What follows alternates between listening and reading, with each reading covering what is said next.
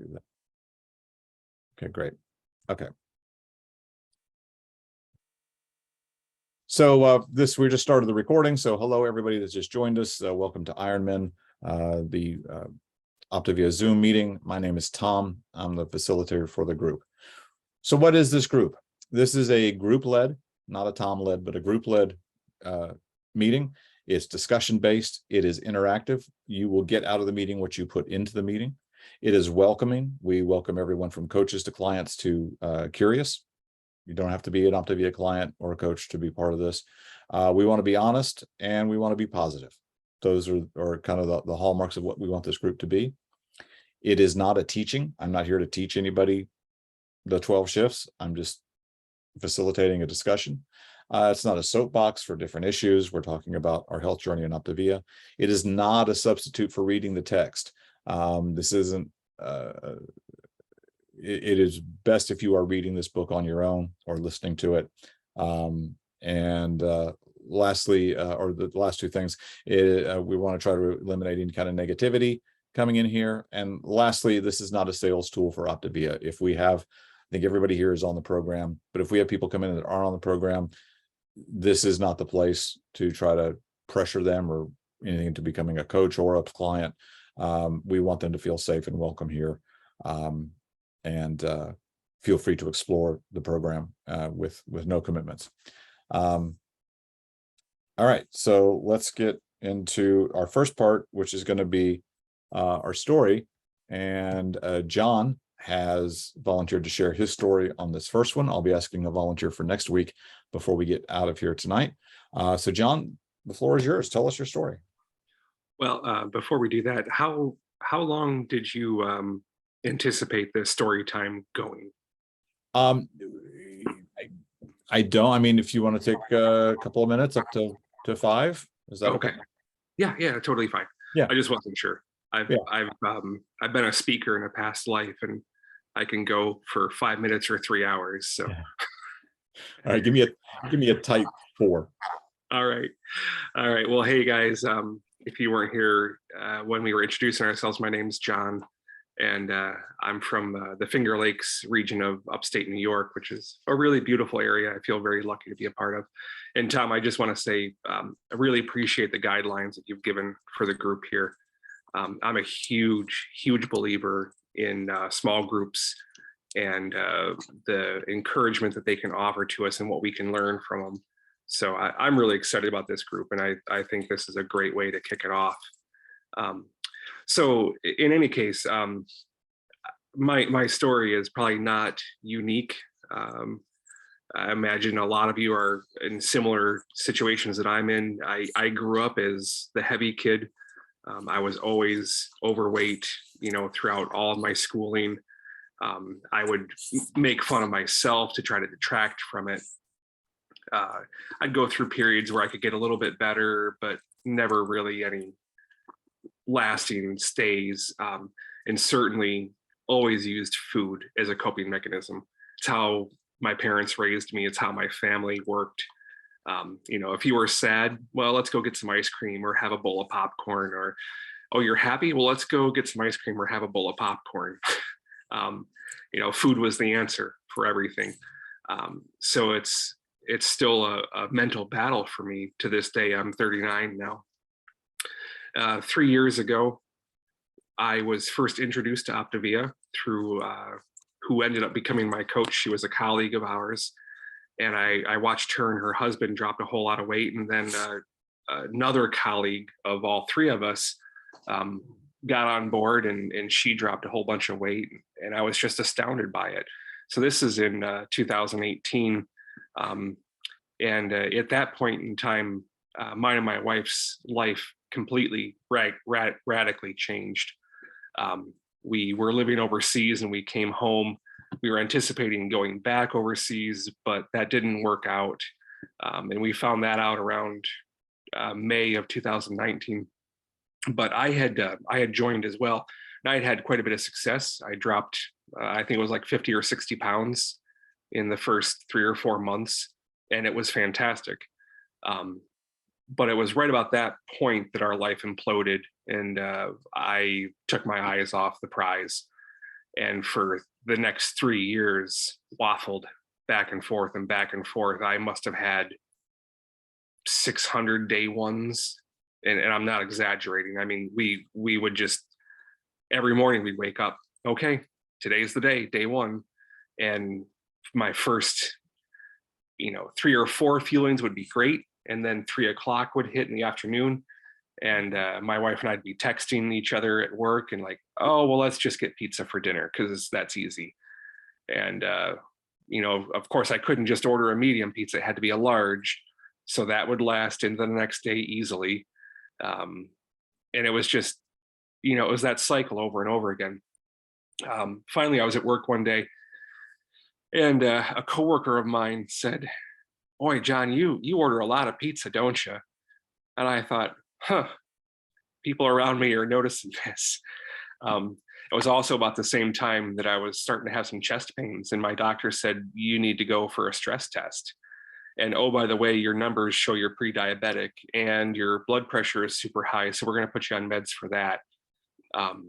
So I finally just said, okay, this is not good. I am now the statistic. I'm the soon to be 40-year-old white guy that is overweight and, going to end up with a heart attack. So my wife and I looked at each other and said, okay, it's time. We're going to do this. And July 5th, we just finally committed to it. And since July 5th, I'm down 90 pounds now. I am off the pre-diabetic medication, which is really good because that was terrible. I'm also off the high blood pressure medication. I still fight almost every day with wanting to go eat something that I shouldn't. But I will say that at this point, I'm finally starting to think that's not going to help me at all. That's going to make me feel worse. And actually today, I was in the lab. I work in a manufacturing facility, and I went to the prototype lab and got the set of punches out because I needed a couple more holes in my belt because my pants were falling down. So that was fun. But yeah, so that's my story in a nutshell. I went a little over your 4 minutes, Tom. Sorry. You're good, John. What a great story. Thanks so much for sharing, man. Congratulations. Thanks. Yeah, I had, oh gosh, you know what, guys? I need to do something really quick. I thought I had my charger up here, but I do not. This is embarrassing. So, John, why don't you tell a little bit more of your story? Sure. Well, this is Dudley. So yeah, it's let's see, a couple other things that have happened. My wife is down 50 or 55 pounds at this point. She's doing a whole lot better. Part of the reason that we had to come back from living overseas was a back injury that she had. And the extra weight certainly didn't help that, although it's not the cause. And it's also not the fix, but having dropped that much extra weight, she's doing that much better. I could also note that when I joined Optavia in 2019 and dropped all that weight right away, we also started as coaches, and we quite quickly went to senior coach within a matter of a few weeks. And then, of course, with our own personal health journey going in the toilet, our coaching business went in the toilet too. So we're just restarting all of that now. And I'm really thrilled to be back in the fold and back with this group. And I guess the one piece of encouragement I would offer is community is everything. And if you're in Optavia, then being in the life book is critical to, doing that mental work. Wow, Tom, you're back. Nice. I am back and plugged in. All right. Sorry about that, guys. All right. Thank you so much, John, for sharing. Let's move on to the study portion, and we're going to study Jamil Frazier's book, The 12 Shifts. Shift number 1 is you have superpowers. Before we get into that, who is Jamil Frazier? And I'm going to go back to share screen here. So Jamil Frazier is a motivational speaker, author, certified health coach with Optavia. personal development coach and the founder and CEO of Think Life is Different Incorporated. Today, his coaching network has served over 50,000 clients and is growing. Just curious, has anyone here ever met Jamil? Couple of hands? Awesome. Yeah, here he's a great guy. He's a young guy, that's for sure. All right. Who is this book for? This book is for anyone who has the desire to build someone worth leaving behind with their life. It is for the man or woman who is simply looking for more. That resonates with me, and it's part of my story as well. Does that resonate with some of you guys? Yeah, I'm seeing nods. Awesome. Let me do this. If you have read this book, this would be good for me to know. If you have read this book, can you give me a thumbs up?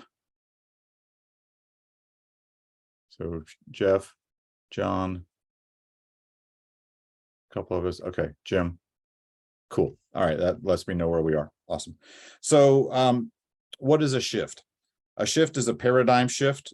The way you look at something changes. And for example, Santa Claus.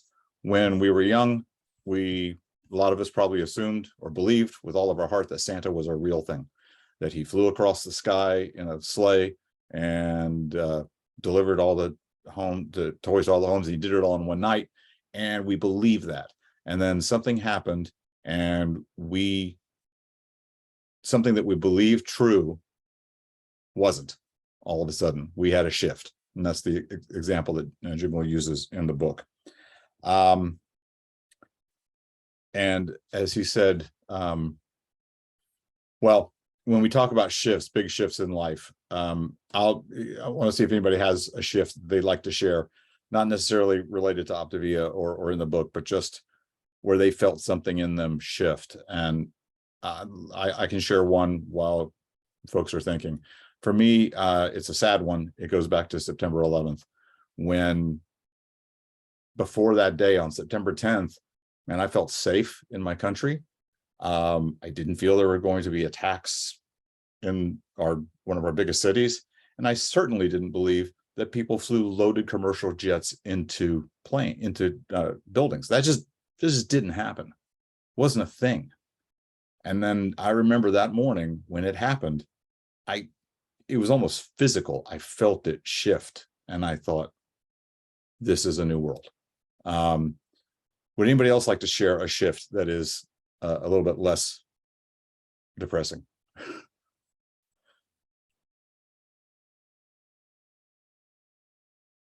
me see.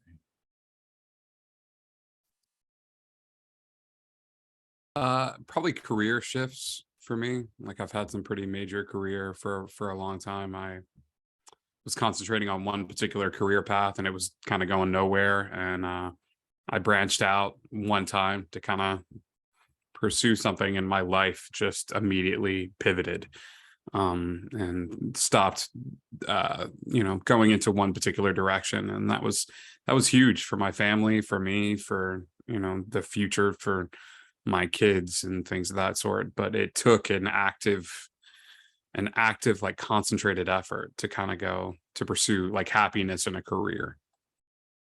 Yeah, good. Thank you, Wheeling. Anybody else want to have a shift they'd like to share?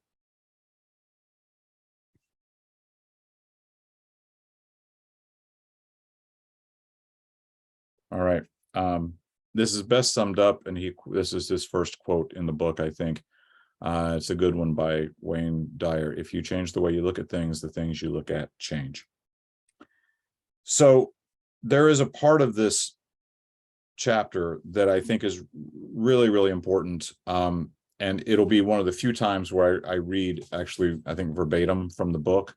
But I would like to read this story, if you'll indulge me, because I think it's fundamental to the entire book and to this journey that we're going to take through the 12 shifts. So if you've heard the story before, or if you've heard Jamil tell it, I'm sure he is going to do a better job than I am. But for those of you that haven't read the book, I think it's important. So bear with me. Back in the 1950s, in a Buddhist monastery tucked away in the jungles of Burma, an ancient statue needed to be relocated to make room for a new highway. The monks agreed to the move and began to make arrangements, taking special care to plan for the relocation of the priceless relic, a 10-foot tall clay statue of Buddha. On moving day, a crane arrived. The monks began to carefully secure the statue with a series of straps and harnesses, but as the machine began to lift the statue, something unexpected happened. The crane began to creak and groan, its engine straining as though it were trying to hoist an entire mountainside. The statue was far heavier than anyone could have anticipated. Worse, the ancient Buddha had begun to crack. Fault lines ripped across its clay surface, and both the monks and the moving crew rushed toward the statue as the crane released its grip. They began to realize that more delicate equipment will be needed to complete the move. That night, to further complicate the situation, it began to rain. Once again, the monks rushed forward to save their clay Buddha, covering the statue with tarps to shield it from further damage. It was then, in the dead of night, that the head monk struck out into the storm to check on the statue and the monks' attempt to protect it. When he arrived, flashlight in hand, another strange thing happened. Beneath the cracks in the statue, a golden light had begun to glow. Wide-eyed, the head monk rushed back into the monastery and, returning with a hammer and chisel, began to furiously chip away at the statue, ignoring the cries of protest from the monks around him. Each blow of the hammer and chisel removed another chunk of clay from the statue, revealing a solid gold interior beneath. The monks fell back in awe as he worked, realizing they were in the presence of something truly majestic and truly transformative. For decades, they had passed by that statue thinking it a simple clay carving, when in fact, it was a secret treasure waiting to be discovered. Historians today believe that the golden Buddha statue had been covered with clay by Thai monks several hundred years early to protect it from an attack by the Burmese army. The monks were all killed in the attack, and the cover-up was so good that it lasted for centuries. Jamil then goes on to say that he loves to tell this story because he sees the question form in people's minds, what if I'm made of gold inside too? And that's the topic of shift one, that inside we have these superpowers. We have this golden being, if you will, that exists underneath all the clay that we have put on us. And in this metaphor, clay is the dirt, the muck, the mire, the limitations, limiting beliefs, faulty philosophies, the sense of being less than that our culture, family, and even ourselves throw onto us to cover our golden superpowers. Would anyone have an example of clay that might be covering you up? What's getting in the way of you being the best thing that you can be? That's a big question, so I'll let you think about it. I'll share mine while you guys are thinking. I grew up the son of professional actors and musicians, and that's all I did. That's all I knew from the age of 4 on. And when I wanted to go and do that for a living and go to college, they told me I couldn't go. And they limited me. And I began to believe it, that I can't do that. I can't have that career. And so I put clay on myself and I covered up what was inside. And for 30 years, until the age of 40, I guess, I believed that. And then through the help of others, I started knocking that clay off, even though I didn't know the metaphor at that time. And in 2006, I became a professional actor at Disney and have made a living as a professional actor since then, which is, what I was told I couldn't do, that superpower underneath. So that's one thing of clay. I've got a lot of them, but that's one I can share. Somebody else go. I've talked enough.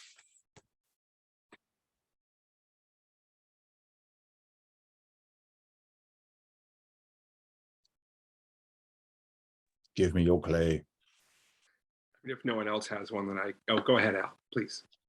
All right. So I look at the one of the elements of the clay as being the things that we do to protect ourselves from what's going on in the rest of our lives. I was, in an earlier part of my life, the shorter, rounder, slower guy. I was the last or second to last guy when we were running laps in gym class in junior high school, and never got much faster than that. So there was this is where I can be physically, and I'm not going to be going much farther than that. Through going into my 40s and trying to find a healthy weight to try to save some money on life insurance, there was a number on the scale I was trying to hit. And I never got to that number for more than a week or two before bouncing back above it again, until getting into working with a coach in a program to do something about it. I had cracked through that ceiling and dropped down to, at one point in the last 2 years, the lowest I had weighed as an adult. And along with that, added physical activity to where I was walking over 10,000 steps a day, every day for a 2-year period. Not quite as many steps today, but I can do that. And where the stairs used to be an enemy, and you did math in your head, I've got to go upstairs to get something. What else is going with me? Because I'm only going to do this so many times today. I now just run up and down the steps because it's faster to stop and to think about it. The possibility of piling on more clay is always there, but the ability to notice that there's some stuff stuck on the shiny parts is easier to do. That's my story. Yeah, thank you, Alan. Anybody else got something to share? Or if that's the first time you've heard that story, thoughts on the story? Want to hear from you. Hey, Tom. Hey, Jeff. Go ahead. I don't know how to raise my hand on this thing, just to be clear. Yeah, it's in chat, I think, but this works. Oh, okay. So Yeah. I'd have to go to that. Yeah, it's under The one thing about thank you, Alan. Jamil, I love this dude like no tomorrow. I've like messaged him a bazillion times. I think in chapter one of the most prevailing things that like spoke to me was, is those thoughts serving me? In other words, the thoughts that we have, that self-talk, is it really serving me?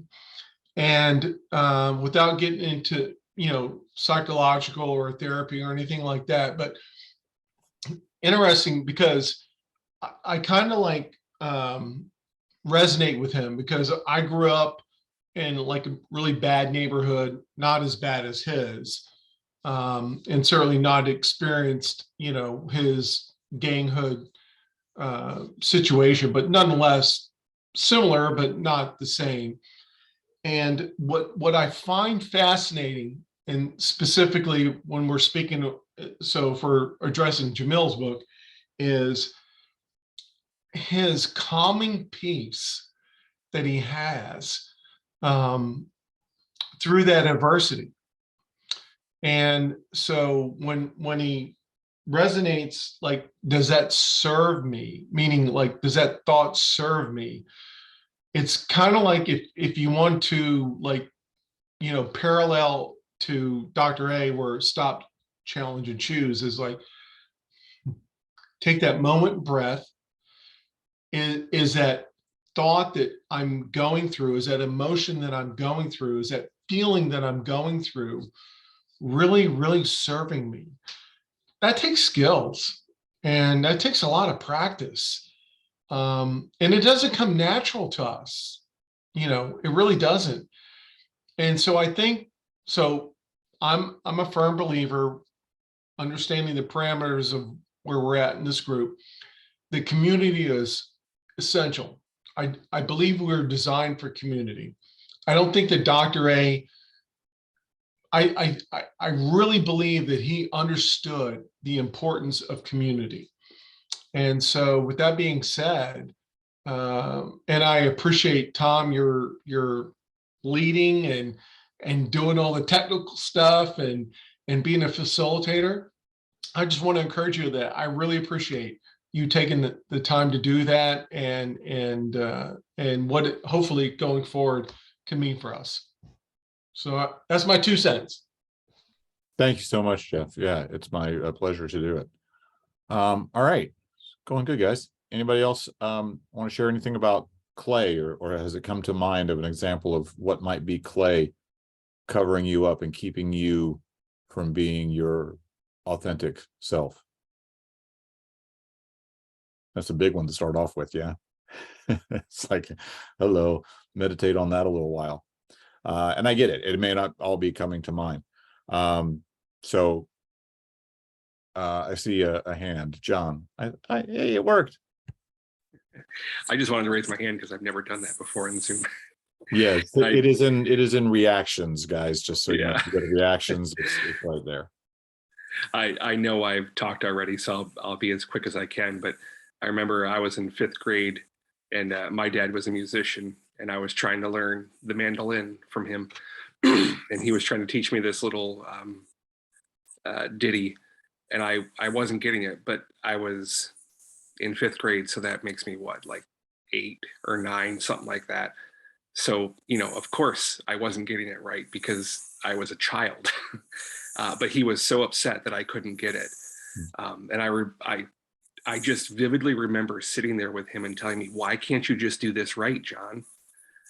And I mean, to this day, that moment stands out in my head. Now, I did go on to learn music and such. And actually right now I'm playing in a band that has a standing gig every week.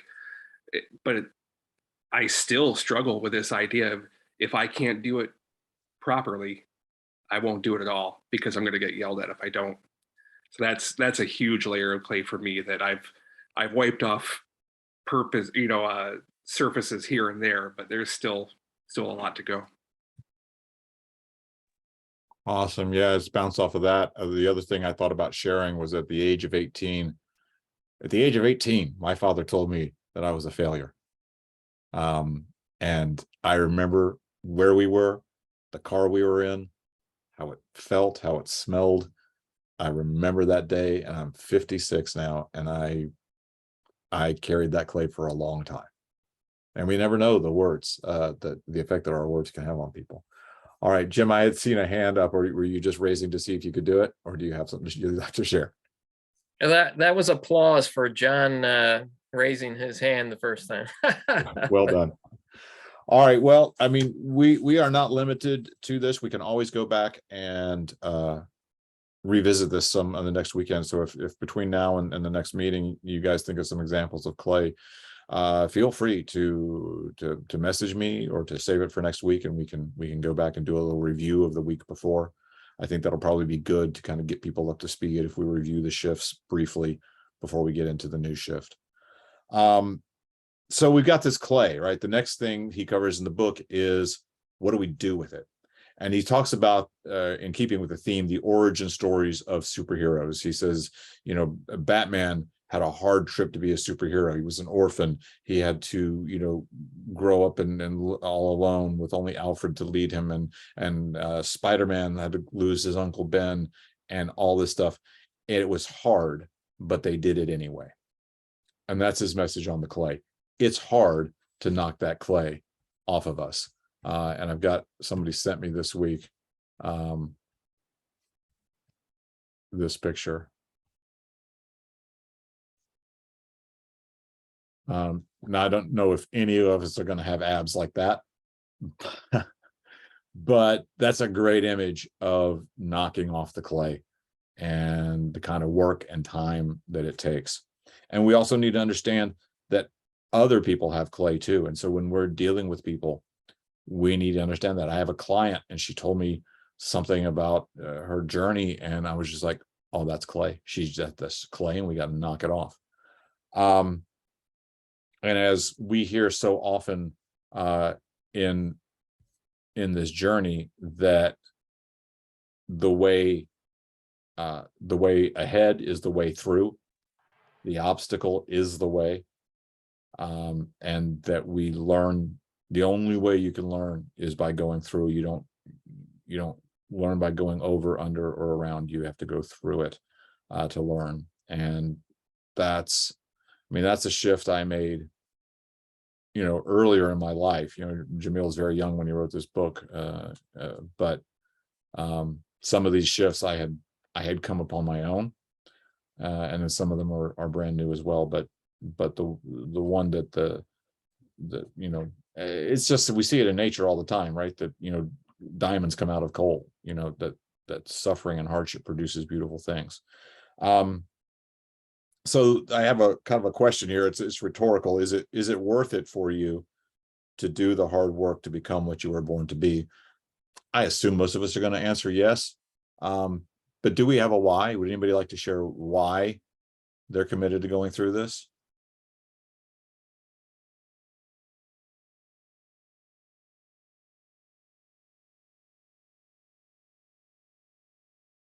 I want to hold grandkids one day. There you go. Like I'm also very similar stories to everybody where I was always the funny guy, you know what I mean? The funny fat kid. My dad was in the military, so people want to be with people that are of a certain aesthetic type, and I didn't have time to make friends, so I was a funny fat kid, and I spent my life being the funny fat kid. And like it got to the point where I realized that like my life was not sustainable. I don't think anybody was ever going to find the gold underneath the clay if I didn't find it myself. And there is always going to be people in this world that love you no matter, you know, where you are in your journey, and that's one thing. But I got mountains to climb. Like I want to hold my grandkids eventually one day. I got little kids now, you know, but I want that. Like, and so every day, you know, it honestly helps my heart so much to hear that. Like I thought I was the only one that woke up every day and was like, this is hard. Like people are eating donuts, people are eating, you know, this food, and it's hard. And I don't know, I guess I felt like weak being that guy, because you only see a certain portion of social media where everybody's showing their best self and their best foot forward. But man, I got stuff I want to do. And even Billy 30 pounds ago wasn't able to do those things. So it's heartening to hear everybody's stories and to hear, okay, I'm not so alone in this. People are going through the same stuff. Like it makes it a little easier. Yeah, man. Awesome. And that's the power of community, that we're not alone. You know, John was talking about, you know, he still struggles, on the daily. And today I was at work and I wasn't even really hungry. I'm doing okay. I'm back in 5-1 for a little bit. And I wanted to get some chips or crackers or something. And I just had to stop, challenge and choose. I said, Tom, that food will make your knees hurt tomorrow. And I didn't get the food. And it's just, yeah, the things in here work. The other thing I want to say before I'll open it up to anybody else who wants to go too, is that I dare say that everyone, and I know that everyone in this group is either actively a leader or wants to be a leader. That's just who we are. And there's a great quote in here in the first chapter of the book from Jamil's company. It says, you cannot inspire people to follow your lack of commitment. People will only follow what they admire. And you show that commitment by going through the obstacle, by doing the thing that is hard. And so we're doing it, guys. I want to congratulate you guys for just even being here. You're part of doing the thing that is hard. This is part of knocking off that clay. You got to know what's there first. All right, somebody else. Anyone else? Alan's got a couple of things in chat saying a lot of it. Ignoring the clay adds layers. Looking at it allows you to take it away. And a lot of it does get easier. The old habits try to sneak back when we're not watching. Absolutely. Anybody else got anything on this, on clay, on going through before we move on? All right. The next thing that he talks about is the key tool in this process is mentors and guides. It's important to have mentors and guides in our lives. We all have those to an extent. We all have coaches that are helping us. Would anybody like to share a mentor with this group or recommend an author, a speaker, or a personal hero? Throw them out, guys. Who do you look up to? Whose website do you go to for encouragement? Nobody's You're hearing a lot from me tonight, but Ed Milet. If you don't listen to his podcast, the one from this week, it's with a comedian named Dane Cook, and it's just astoundingly good. What's the podcast called? The Ed Milet Show. Do you know how you spell that? Yeah. Ed, E-D, and Milet is M-Y-L-E-T-T. Okay. Amazing podcast to listen to. great. Somebody else.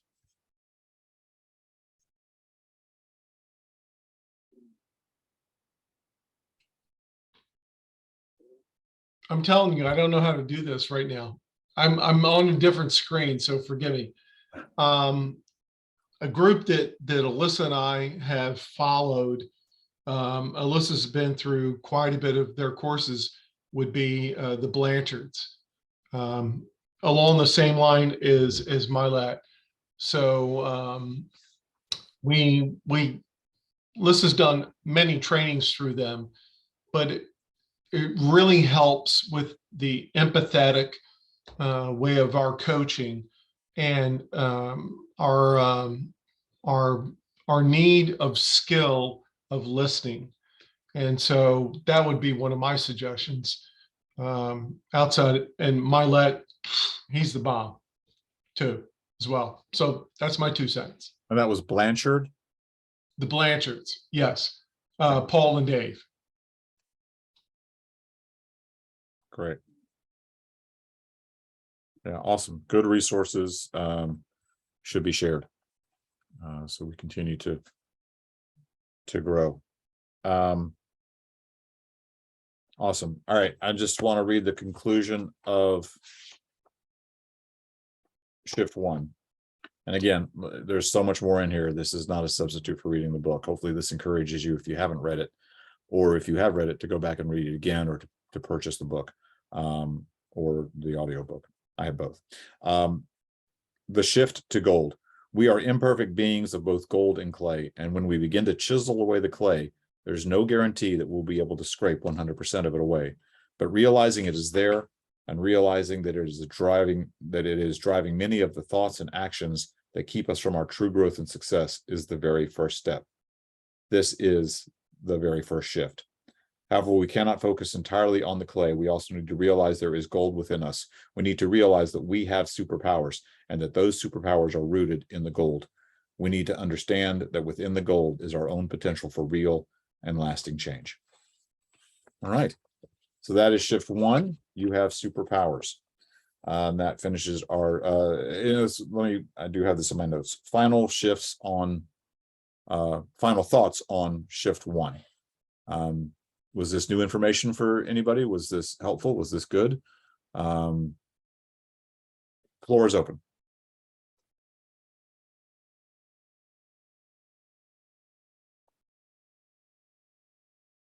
I see some nodding. This was good. I hadn't heard.